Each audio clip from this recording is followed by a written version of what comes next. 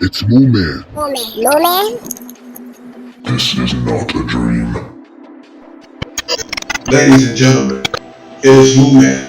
It is Mooman on the mic.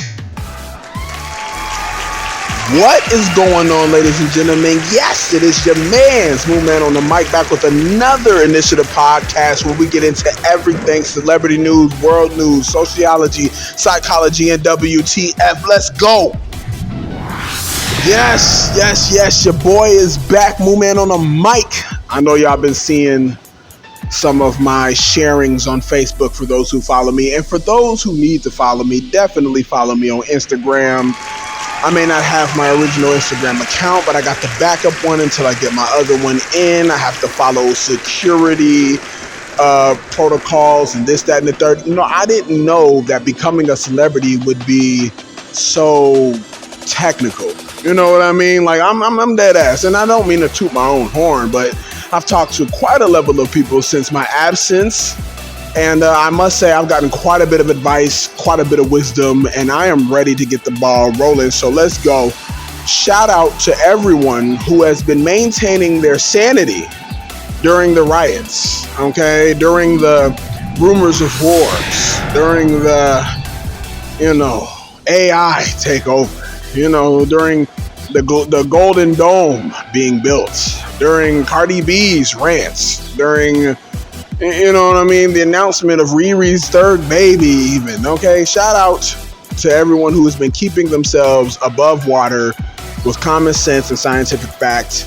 And if you don't know the scientific fact, at least you have a social circle and a mental health chain of people who are willing to guide you through these turmoil and chaotic events that soon are to come about in the next month and all summer long, as a matter of fact.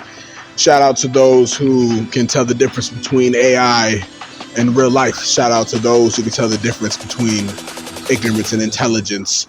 The headline hero is Mental Health Awareness Month for men, although that, unlike the last, 20 episodes maybe, it won't be the headline hero all the time. I got to shout out some of the amazing people that I've seen coming through my feed, been sent to my inbox, everything. I got to shout out to a lot of the heroes, Avengers, Secret Avengers, and Dark Avengers. And yes, I say it in real life. I am a buff. All right. Shout out to all those who have been making the biggest difference in the biggest and smallest of lives, even if they do not catch the headlines. All right. Again, Men's Mental Health Awareness Month is just as important. Don't get it twisted. You know what I'm saying? And shout out to all the black men who have their support lines and support circles ready. Mine is my ancestors and the Most High. Okay? Not to mention those who have passed away. Rest in power. All right. Understand this. What's about to come is about to be unlike anything as anybody has ever witnessed. But let us get into the headline hunting. Okay, headline hunting, bro. Producer, writer Rodney Barnes talks Boondocks, Sinners, Batman, and more from an article from Chuck Creekmur at this year's Fan Expo in Philadelphia. All hip-hop's Chuck's Jigsaw Creekmur caught up with one of the most influential creative voices in television, comics, and pop culture, Rodney Barnes. Barnes is known for his work in the Boondocks, Everyone Hates Chris, and more recently his acclaimed horror comic, Killadelphia. He continues to leave a deep imprint across multiple mediums, including the acclaimed Lakers series Winning Time, the rise of the Lakers dynasty with a resume that includes screenwriting, producing, crafting iconic characters. His storytelling brilliance stretches from anime satire to the supernatural. In this candid conversation, Barnes opened up about his East Coast roots, the evolution of the Boondocks, adapting comics for the screen, and his enduring love for the Swamp Thing.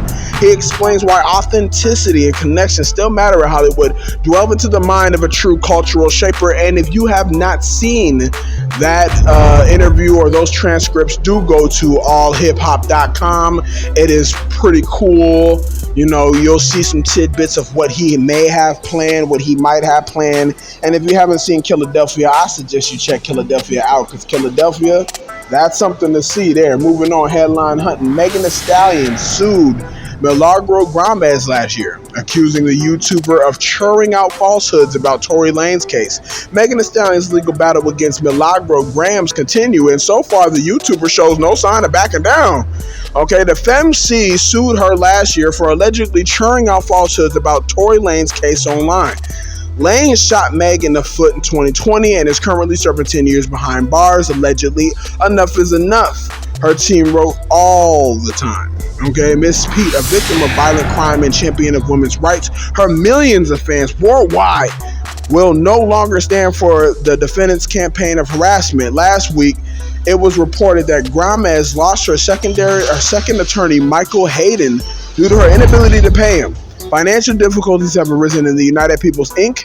Hayden's motion to withdraw from the case read, and Milagro Gomez making it unreasonably difficult for the United People Inc. to continue effectively representing Milagro Gomez as pro hoc vice counsel in this matter, unable to secure Florida counsel. Alright, that means Milagro Gomez is unable to compensate United People Inc., those who are representing her as she tries to go to war with Megan Thee Stallion, you know what I'm saying, over the Tory Lanez situation. Apparently, she knows something that we don't. And if that's the case, then it's definitely going to come to a head. And if it does come to a head, well, we have more things to concern ourselves with as far as the case is concerned. Graham was then given more time to find new legal representation to move forward without. She launched crowdfunding campaign on GiveSendGo with a $100,000 goal to help her do so.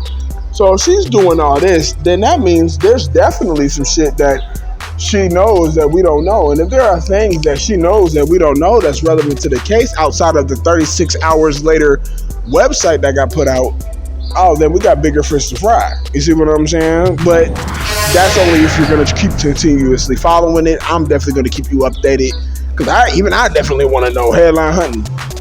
Kambe Lame, world's biggest TikTok star, flees U.S. after ICE arrest. Kambe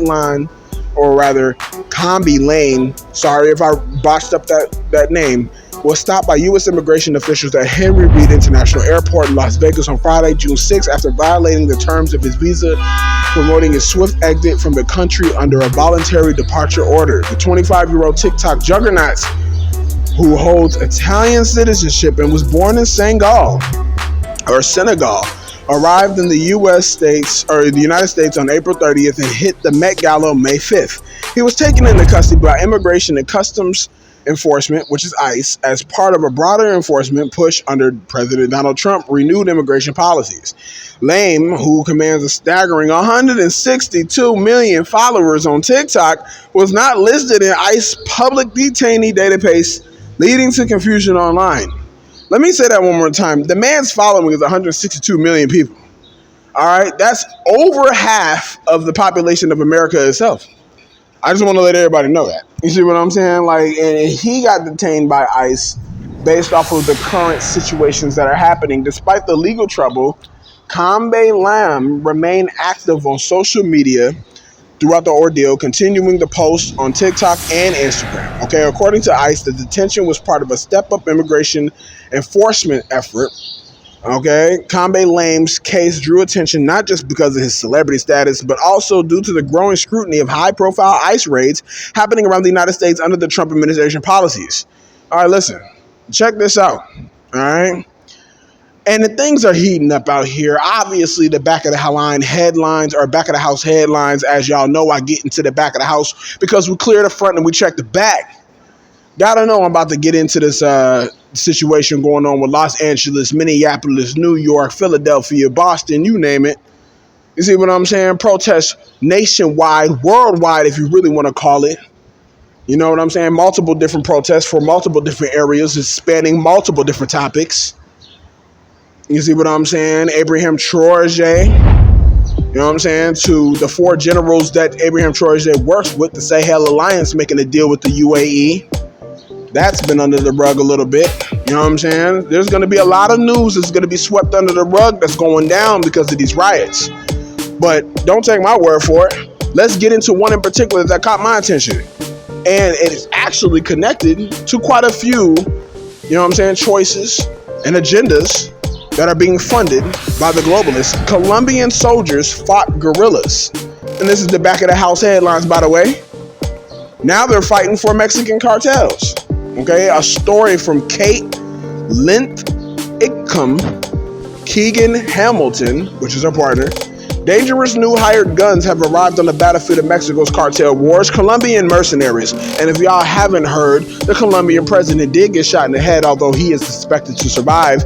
Former combatants in Colombia's long-standing internal conflict are increasingly being lured to Mexico by criminal groups to train hitmen, build bombs, and fight bloody turf battles.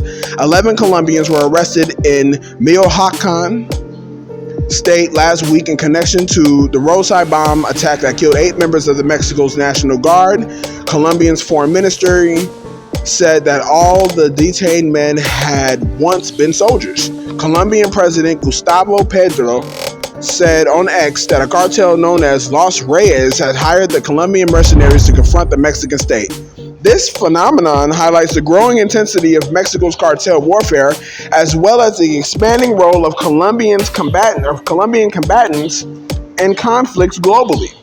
Okay, why are Colombian combatants getting into global conflicts? Okay, recruited via private companies and even via TikTok, Colombians have fought in Sudan, Yemen, and Ukraine. More than 300 Colombian fighters have died defending Ukraine from Russian attacks, Colombian officials say. Haitian authorities allege 26 Colombian mercenaries participated in the 2021 assassination of Haitian President Jovenel Moise. Colombians also implicated in the 2023 killing of Ecuadorian president candidate Fernando Villavicencio, I believe. Many of the fighters are formerly military personnel with meager or no pensions and little training for any activity other than war. So all they know is war, all they know is fighting. Okay, you have this pool of human resources that is poorly compensated and not utilized to their full potential, says Elizabeth Dickerson, a Colombian analyst with the International Crisis Group and a nonprofit think tank. They're being swept under these attractive offers, both by states, by defense companies, and also by criminal groups. All right, you got these soldiers, highly trained black ops personnel with nowhere to go, so they collect these contract for hire, even at the expense of perpetuating terrorism, all because they want to get paid. Never mind that they're supposed to be civil servants worldwide. No, they just want to get paid, which is the problem, and not just on a federal level, but on a state level as well. Especially here in Miami, there's no civility. There's no civil law that's honored per se. Everyone tries to justify their rudeness as part of a race hierarchy caste or a class hierarchy caste, which makes no sense and it means nothing. Only just because you can't take anything you buy with you, especially when we're talking about fighting against spiritual powers and not physical ones. But who am I to say, right? This is Moo Man on the mic. Compared with American and European security contractors, Colombian fighters are cheap, Dickerson says. They have the idea of recruit. Many Colombians say that they were tricked into working with the cartels. How are you tricked into working with the cartels when you realize that you're working with the cartels after you see the hoodwink? Shouldn't you then stop, or are you too far gone? Have you sold your soul? Have you killed the baby and drunk its blood yet? I mean, what are we doing? I mean, and I know that sounds vulgar, and I apologize for those with sensitive ears. But you have to understand, when things like this happen, insurrectionists in countries, especially in America, they will not stop at nothing to make sure that they put a ritual out there to protect their negative energies. All right, y'all got to understand this. This is a multifaceted, multi-level civil war that is coming, and it is coming. This is just the beginnings of it. And don't get it wrong, now that Moo Man on the mic is back, and yes, I was supposed to wait until June 10th on my birthday, but we had to do this.